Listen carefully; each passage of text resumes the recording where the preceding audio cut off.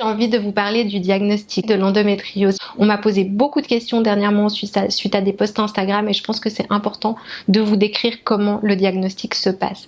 Pour moi, il y a diagnostic et pré-diagnostic.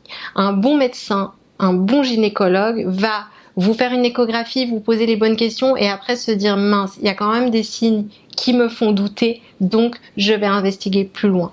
Un spécialiste de l'endométriose, lui, sera peut-être plus habilité à l'échographie, à déceler certaines lésions et à voir les signes qui ne trompent pas. Mais même dans ce cas, il pourra pas vraiment vous faire un diagnostic officiel, il pourra pas vraiment vous faire un état des lieux clair sans aller de nouveau faire d'autres examens pour investiguer plus loin. Ce qui est important, c'est que vous ayez une échographie endovaginale, donc qui passe par le vagin et non pas juste sur le ventre. Et ce qui est important également, c'est que votre médecin, le spécialiste que vous avez choisi, vous pose les bonnes questions. Alors oui, vous avez des douleurs pendant vos règles qui sont insupportables, vous êtes paralysé certains jours du mois, etc. Mais il devrait aussi vous poser d'autres questions. Il devrait vous demander si vous avez des douleurs lors des rapports sexuels, si vous avez des troubles digestifs, des diarrhées, la constipation. Il devrait vous demander si vous avez des troubles au niveau urinaire. Toutes des petites questions comme ça qui lui permettent de faire un état général et de se dire ouais, il y a quand même beaucoup de signes qui vont dans le sens de l'endométriose ou alors l'inverse que je vous souhaite bien sûr. Et une fois que ce pré-diagnostic est là, il y a deux possibilités d'examen. Il y a la colioscopie qui est une intervention chirurgicale et l'IRM qui est, je crois, l'imagerie à résonance magnétique, donc qui est comme un scanner en fait, où on passe dans cette espèce de tunnel là et on voit l'intérieur de notre corps. Les deux sont invasives et intrusives pour le corps, je vais vous expliquer pourquoi, parce que moi je le savais pas, donc j'étais très surprise avec l'IRM et j'ai pas envie que vous soyez surprise de la même manière si vous n'êtes pas au courant, donc c'est pour ça que je vais en parler dans cette vidéo et c'était aussi un peu le but de cette vidéo.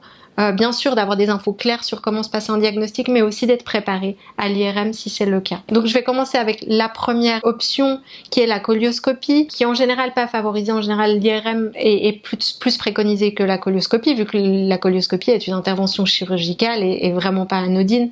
Donc même si on n'ouvre pas le ventre, c'est des petits trous dans le nombril, au niveau de la hauteur du où passe le bikini, donc c'est des cicatrices qui ne se voient pas après, mais c'est pour introduire une caméra, des instruments pour aller regarder ce qui se passe à l'intérieur. Il y a certains spécialistes qui vont aussi peut-être enlever quelques lésions au passage s'ils en voient, mais en général c'est plus investiguer, voir ce qui se passe pour pouvoir vous dire ce qui se passe. Souvent c'est aussi quand même suivi d'une IRM qui permet d'avoir aussi un regard sur les organes du système digestif, la vessie et même les poumons. Parce qu'on peut aussi, comme vous le savez, être atteinte à d'autres endroits du corps comme les poumons. Donc l'IRM, en gros, qu'est-ce que c'est? C'est l'imagerie par résonance médicale. Donc c'est des photos, des plans de l'intérieur de votre corps qui permettent de voir ce qui s'y passe et qui permettent de diagnostiquer l'endométriose. Ça se passe à l'hôpital, dans une clinique ou dans un lieu spécialisé. Alors moi, en fait, j'y suis allée un petit peu en sifflotant les mains dans les poches, en me disant, voilà, je vais entrer dans cette espèce de tambour, je vais passer un quart d'heure, la musique dans les oreilles, qu'on n'entend pas très bien parce que ça fait un gros boum boum boum le bruit de l'IRM, mais en général on vous propose un casque avec de la musique pour vous détendre. Donc voilà, je me suis dit ça va être ça et puis voilà. Sauf que quand je suis arrivée, après avoir attendu un petit moment dans la salle d'attente, une infirmière est arrivée et m'a donné du matériel pour faire un lavement. Donc ça je n'avais jamais fait, peut-être que toi non plus. Donc le lavement, c'est introduire un tuyau dans son anus, injecter de l'eau, du liquide, et pour faire évacuer en fait les selles qui se trouvent dans le côlon, pour que celui-ci soit vide. Donc voilà, donc c'est pas agréable, c'est injecter plein d'eau pour après avoir vraiment très très envie de courir aux toilettes, avoir des spasmes. J'allais plusieurs fois aux toilettes, une fois que c'était ok, qu'on m'a dit est-ce que c'est bon, est-ce que vous êtes bien vidé, j'étais oui, là je crois que oui. Ils m'ont dit alors on y va. Et je suis arrivée dans cette salle et là il y avait deux gros tubes avec un liquide bleu à l'intérieur qui était sur l'espèce de lit qui va après aller à l'intérieur de la machine et en fait on m'a dit voilà il y a deux tubes de gel et il faut vous les introduire et là j'ai pas compris. J'étais super choquée, en fait, je crois que j'étais complètement figée et c'est pour ça que j'ai envie que vous soyez prévenus de comment ça se passe parce que c'est pas anodin. Donc en fait c'est un tube de gel à introduire dans le vagin et un autre tube à introduire dans l'anus. Donc on n'introduit pas le tube, hein, on presse, c'est comme des grosses seringues qu'on presse. N'ayez pas peur. Mais voilà, c'est d'introduire le gel et pas le tube, je rectifie. J'étais complètement choquée, j'arrivais rien à faire, j'arrivais plus à bouger. Donc il y a une infirmière qui m'a gentiment aidée, il y a les 2 hommes qui étaient là derrière leur machine qui se sont gentiment retournés pour pas que je sois gênée et embarrassée. Je l'étais vraiment complètement, c'était un peu fou. L'infirmière m'a aidée et à ce moment, on se retrouve plein de gel qui déborde de partout. Franchement, c'est pas agréable, ça fait pas mal, c'est pas douloureux, mais c'est pas agréable comme sensation et j'avais tellement hâte que ça finisse à ce moment-là et j'aurais tellement eu envie qu'on me prépare à ça que c'est pour ça que c'est important pour moi d'en parler dans cette vidéo pour que vous sachiez ce qui va arriver parce que c'est pas grave en soi, mais c'est vrai qu'on n'est pas prête, ça peut être très choquant en fait et moi ça a été un choc.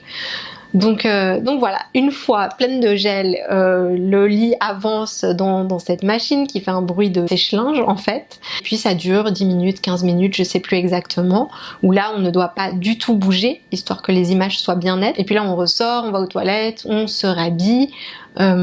Pensez à prendre des protections hygiéniques parce qu'ils vous en proposent, mais c'est, vous savez très bien si vous me suivez un petit peu que c'est pas de la top qualité, donc prenez une culotte menstruelle, prenez des protections en fait pour après parce que le gel peut continuer à couler un petit peu.